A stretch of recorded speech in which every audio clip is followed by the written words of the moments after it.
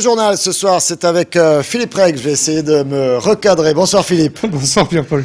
Avec de la toxicomanie au sommaire de ce journal et puis des services à la personne. Le printemps des aficionados et un épilogue malheureux. Et puis Camarida en fin de journal qui aura sa statue. Et c'est une avant-première télémiroir.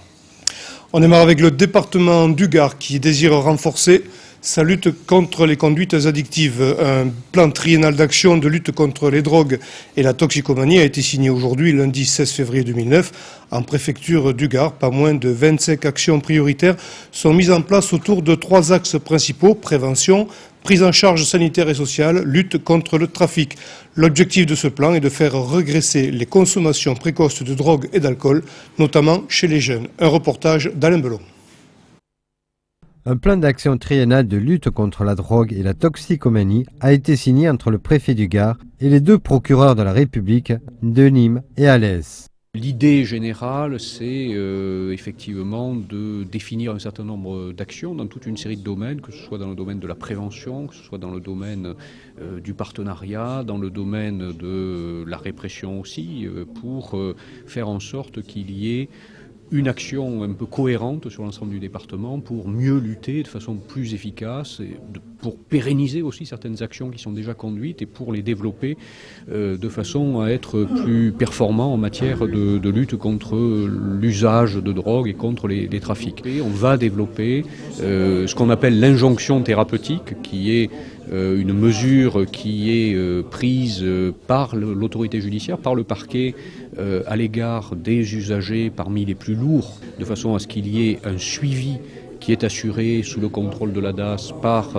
les associations telles que Logos qui ensuite assurent cette prise en charge.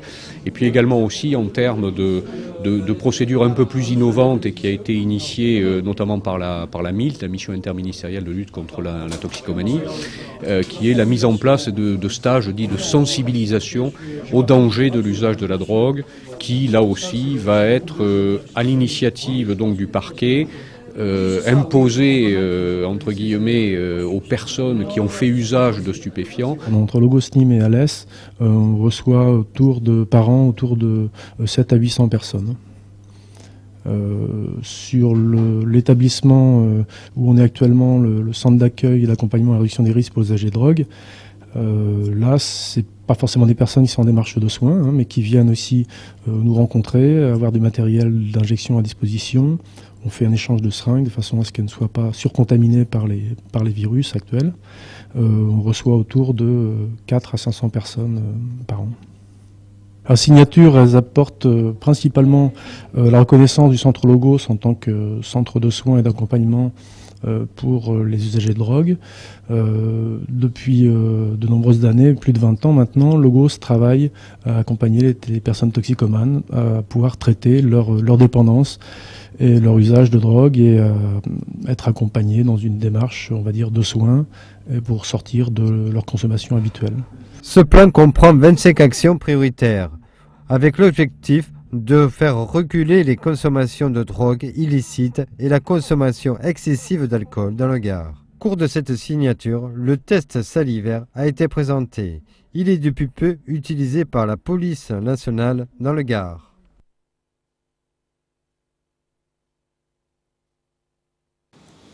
Et ils étaient présentés notamment par le ministre Jean-Louis Borloo comme une des solutions à la crise, les services à la personne. Où en est-on dans le Gard, Philippe? Eh bien, dans le département du Gard, l'offre de services à la personne propose des solutions adaptées aux différents besoins des particuliers grâce au professionnalisme des prestataires du réseau.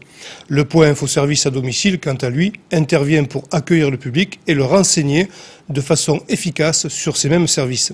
La structure associative s'entoure pour cela de nombreux partenaires, à savoir l'Agence nationale des services à la personne, la préfecture du Gard, le Conseil général du Gard, la ville de Nîmes et la ville d'Alès. Cet ensemble d'acteurs propose sur le site Vauban de l'Université de Nîmes le jeudi 19 février prochain la 3e journée gardoise des services à la personne. Un compte rendu d'Alain Bonnet. Le point info service à domicile du Gard propose avec les autres relais d'information la 3e journée gardoise des services à la personne. Mais le rôle du point info service, quel est-il? Le point info service à domicile du Gard, c'est ce qu'on appelle une plateforme locale de service. C'est d'abord pour de tout public, c'est un lieu où on peut s'informer, on peut avoir de la mise en relation au niveau des services à la personne. C'est-à-dire que avec un numéro de téléphone unique, qui est le 04 66 23 32 00, vous avez besoin de services, garde d'enfants, ménage, repassage, petit bricolage, jardinage, j'en passe. Vous appelez le point info, on vous informe et on vous aide à mettre en place la prestation de service qui va vous permettre de répondre à votre besoin. Le 19 février, à l'université Vauban, de 8h30 à 17h, la 3e journée gardoise des services à la personne mettra en relation les différents relais ainsi que les prestataires de services pour mieux coordonner leurs actions et voir ensemble les enjeux et perspectives de développement de ces services. Cette journée, qu'on a qualifiée de 3e journée gardoise des services à la personne, s'adresse principalement et exclusivement, pas au grand public, mais au relais, c'est-à-dire toute personne ou organisme qui travaillent au quotidien en lien avec du grand public, justement. Parce que nous, on a besoin de ces relais-là pour qu'ils puissent relayer, in fine, au quotidien, la bonne information sur les services à la personne, qu'est-ce que c'est, quelles sont les perspectives, mais aussi comment ça fonctionne, quel est le mode d'emploi dans notre département, qui s'occupe de quoi et quels sont les prestataires justement qui interviennent, comment le point info service à domicile du Gard aussi peut permettre la mise en relation entre l'offre et la demande de service. En 2008, 5 millions d'heures ont été effectuées dans le département du Gard, ce qui représente quelques 5000 salariés qualifiés pour les effectuer dans les différents domaines. Un secteur qui progresse de 12% par an, offrant des possibilités d'emploi et répondant à une demande véritable de la population. Et nous l'avions annoncé dès mercredi dernier, il n'y aura pas de printemps des jeunes aficionados cette année à Nîmes.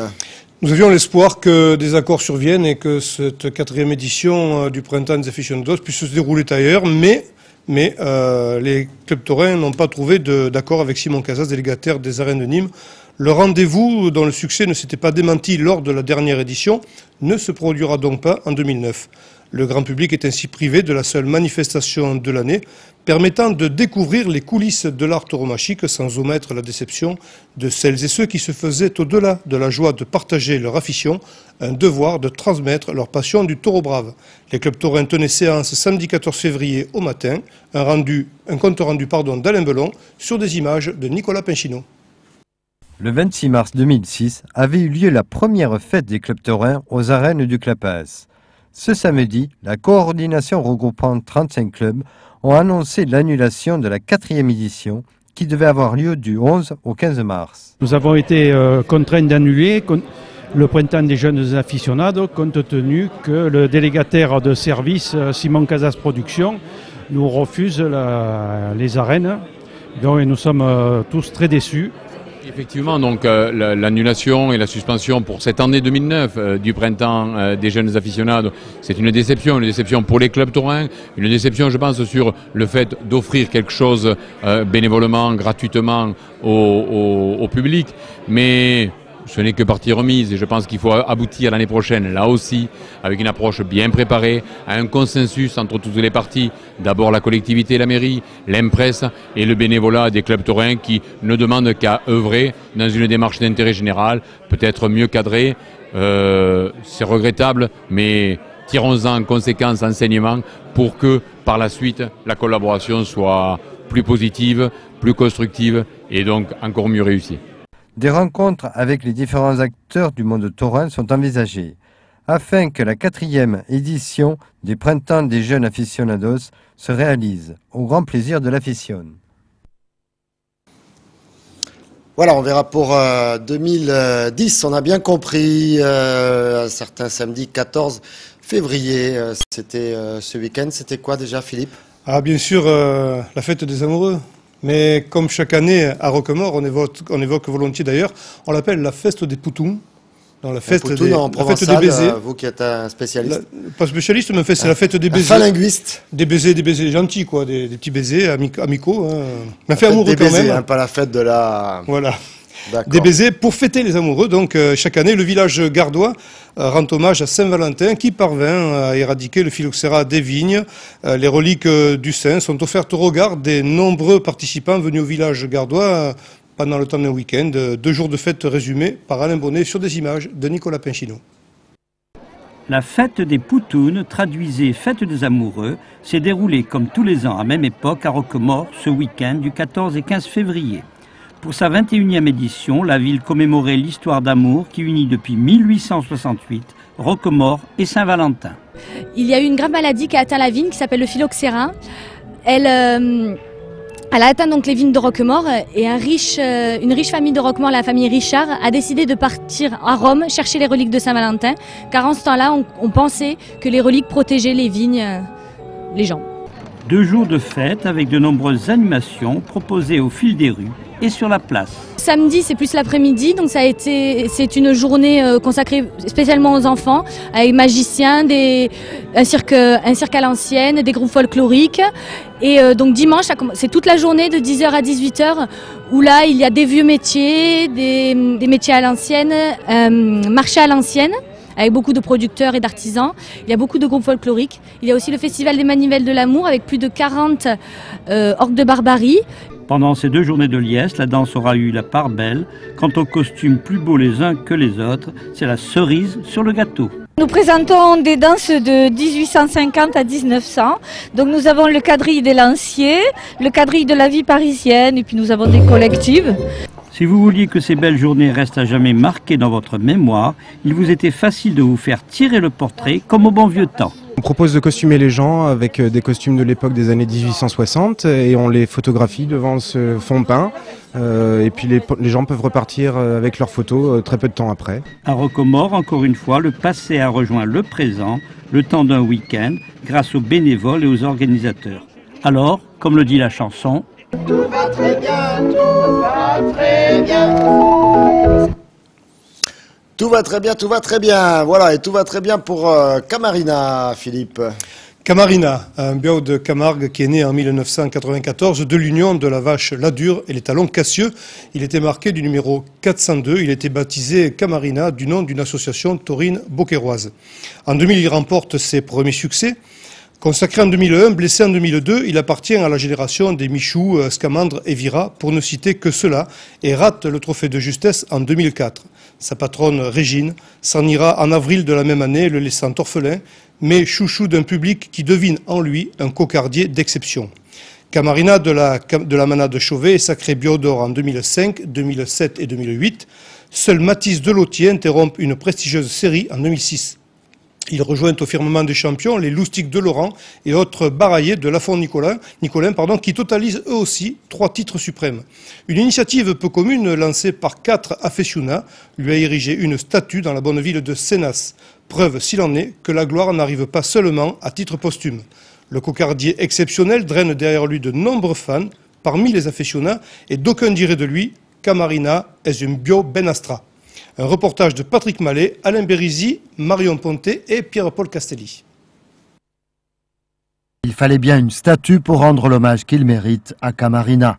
Le taureau de la manade Chauvet, 3 fois Biaou d'or, le cocardier des années 2000, verra donc de son vivant une statue en bronze à son effigie. C'est sur l'initiative de 4 passionnés fous de Camarina, ils l'auront supporté dans toutes les arènes de Provence et du Languedoc, que ce dernier, à l'instar de Gandar ou Goya, trônera à l'entrée du village de Sénas. Cette cité, à l'extrême est des Alpilles, abrite non seulement nos 4 aficionados, mais également un sculpteur australien, Peter Ball. Quel est votre plus grand souvenir de la carrière de Camarina, si vous deviez en citer qu'un? La finale en 2006 à Nîmes, où quand Mathis a été Biou d'or, et voilà, l'année de Mathis Biou d'or. Et après, le jour de la finale, il a montré qui il était. Voilà. Pour moi, c'est sa plus belle course qu'il ait jamais faite.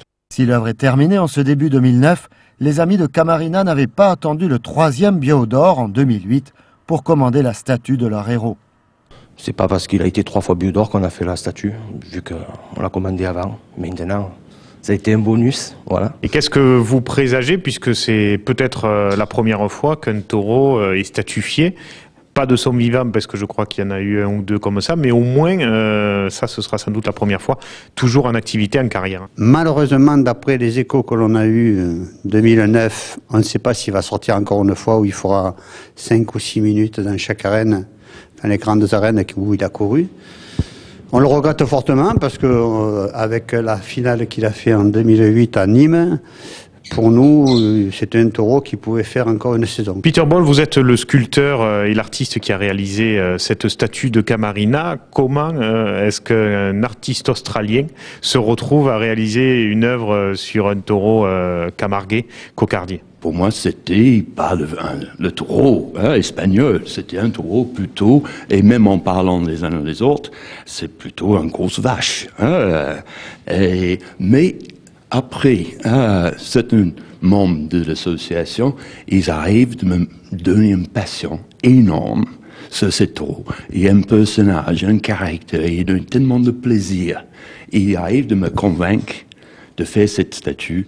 Et tous les 4, tous les 5, il y avait quelque chose à dire pour pas que je loupe cet personnage Camarina. Alors vous êtes parti à partir d'une photo ou c'est simplement à partir de votre imagination?